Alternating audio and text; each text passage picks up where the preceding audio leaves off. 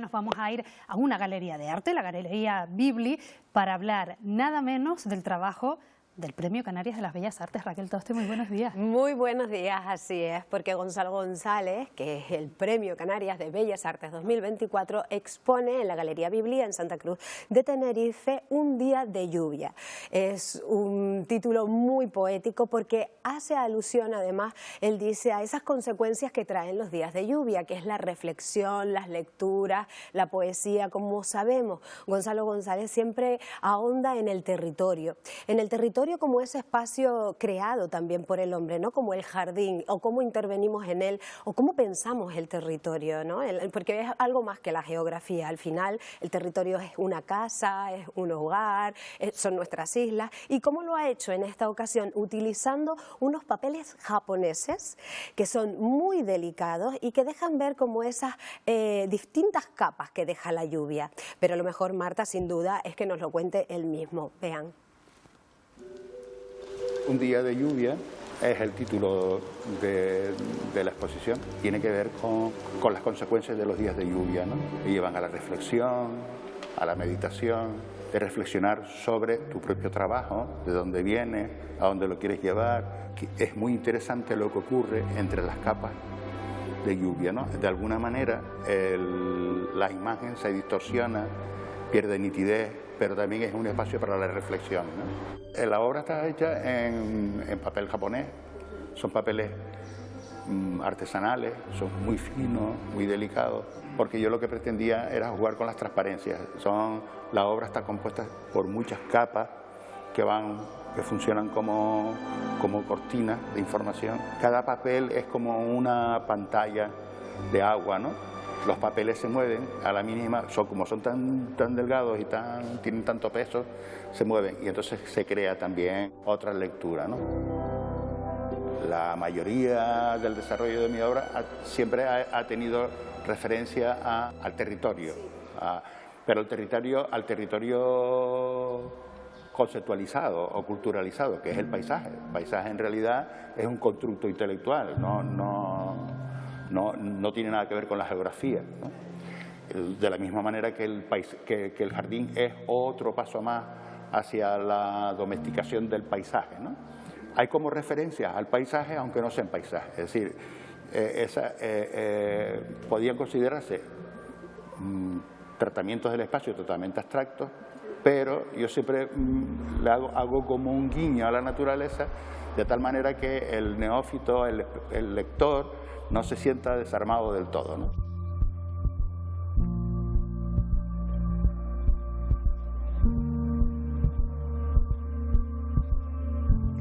Pues ya lo saben, en Galería Bibli, Gonzalo González, la verdad que es exquisita, ¿no? Es una obra delicada que realmente nos invita a reflexionar, ¿no? Que está en ese juego de apariencias, de abstracción, pero también, como decía Gonzalo, que nos lleva un poco de la mano para pensar en ese jardín, en ese territorio y en ese paisaje. Y ahora lo vamos a conectar con la que ya estamos viendo, que te traigo hoy, Ángeles Santos. Hoy vamos a hablar de una pintora fantástica, crucial en la historia del arte de nuestro país. Es Ángeles Santos, nace en 1911 y murió en 2013, y vamos a hablar de esta obra, Un mundo, que la pinta cuando tiene 18 años. La expone en 1929 y fue un boom, o sea, se rindieron a ella y fue muy famosa. Lo que pasa que luego se olvida hasta que se rescata en los 70 y seguimos divulgándola. Está en el Reina Sofía, si la quieren ir a ver. Vamos a hablar porque ella la titula Un mundo, pero aquí vemos como mínimo dos mundos.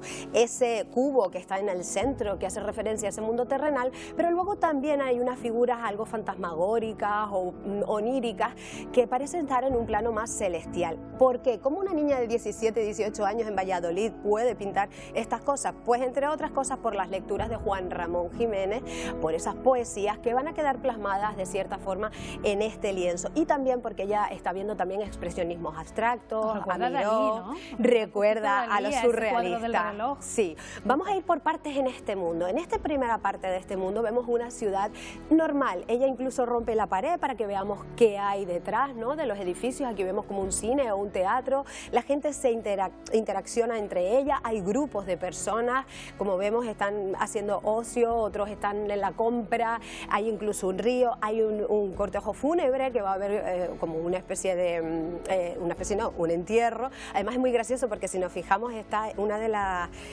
sepulturas es de Dante Alighieri, está escrito su nombre. Este, como vemos, podría ser, según los críticos, Valladolid, que era el sitio donde ella pintó este cuadro. En el otro plano vemos un lugar de luz. Este lugar parece un sitio idílico de vacaciones, que podría ser una costa o Girona, los niños juegan o los jóvenes, baños. Lo relacionamos con un sitio de paso, un sitio de turismo, tiene muchísima luz y contrasta muchísimo con el tercer plano. Están conectados realmente el lugar de más luz con el lugar de más sombra a través de una especie de túnel subterráneo que lleva un tren. Este lugar de sombras es realmente fantasmagórico porque aquí las personas ya son solitarias, no interaccionan entre ellas, están en sus casas y además es un lugar muy hostil. Vemos aquí hay un asesinato, alguien está clavando un puñal, hay un muy oscuro, un bosque muy oscuro además con una serpiente y vamos ya a esas figuras de los lados en esa escalera.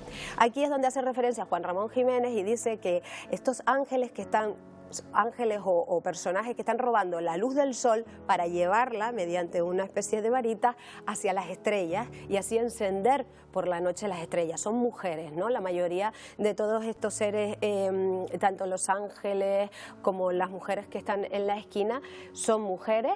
Y aquí tenemos otras muy raras. Estas figuras tan alargadas, amaneradas, que son las más surrealistas, ya lo otro era como cubismo, estas son las más surrealistas, hacen alusión, según ella misma dijo en una entrevista, que en ese momento se hablaba mucho de Marte, se hablaba mucho del universo, de los nuevos avances, y ella pensó que quizás las madres extraterrestres serían así, sin orejas, pero sin embargo están tocando música a sus pequeños o a sus retoños. Ella decía que ese sería esa especie de mundo. Aquí tenemos un retrato de ella con su obra, ya mayor, recordemos que la pinta cuando tiene 17 años, y es muy característica esta obra y supuso un hito porque luego ella no va a pintar de esta forma nunca más. Ella se va a trasladar a Barcelona y tendrá una etapa de más luz, de otro tipo de muchos retratos, pero es verdad que esta obra quedó como algo señero y puntual tanto en su carrera como en la historia del arte, porque como digo va a marcar un hito y a influir en muchísimos artistas después. ¿Por qué te traje este mundo, Marta? Porque creo que es significativo, sí, maravilloso, porque es la visión del mundo de una joven de 17 años y es una visión del mundo un tanto hostil en algunos aspectos y eso nos ha llevado a pensar cuánto de hostil puede ser la ciudad para la mujer y la ciudad cuanto más moderna en ocasiones más hostil. Por eso este fin de semana en Canarias Escultura vamos a tener a Elsa Guerra, que ella además nos va a hablar de esas fundadoras de la marca Púrpura, esas arquitectas que están luchando para que las ciudades contemplen perspectiva de género. ¿Qué significa que una ciudad tenga perspectiva de género, una ciudad feminista? Vamos a ver, sabemos que desde los 70 el progreso hizo como que todo se zonificara, zonas para vivir residenciales, zonas para trabajar, polígonos, todo conectado por coches, pero realmente son zonas inseguras porque dan pie a lugares en los que ya no hay barrios, el propio barrio es el que debe fomentar o cómo se haga ese trazado urbanístico, debe fomentar la seguridad o por lo menos no tener tantos puntos hostiles, ¿no? Y hay una cosa que me encanta, Marta, y es que es un termómetro. Si una ciudad es segura para las mujeres, es segura para todos, para niños, para hombres, para mayores, porque además esto viene desde la época de los 70 y todavía seguimos ahí. Sabemos que la mayor parte de las profesiones de cuidados, conciliación, niños siguen cayendo en las espaldas de las mujeres. O sea que cuanto más fácil sea el acceso y la seguridad a que puedan convivir y desarrollar una vida plena, porque eso también se nos olvida, desarrollar una vida plena es que puedas ir a trabajar con seguridad, pero también que puedas tener ocio con seguridad. Entonces, bueno, es fantástica esta visión del mundo. Que vamos a ver este fin de semana. Va a ser muy interesante y vamos a hablar tanto de ayer como de hoy. Así que ya lo saben, les invito a las 10 de la mañana este domingo en el Canarias Escultura. Pues estaremos pendientes. Raquel, gracias como siempre. Gracias a ti. Buenos días.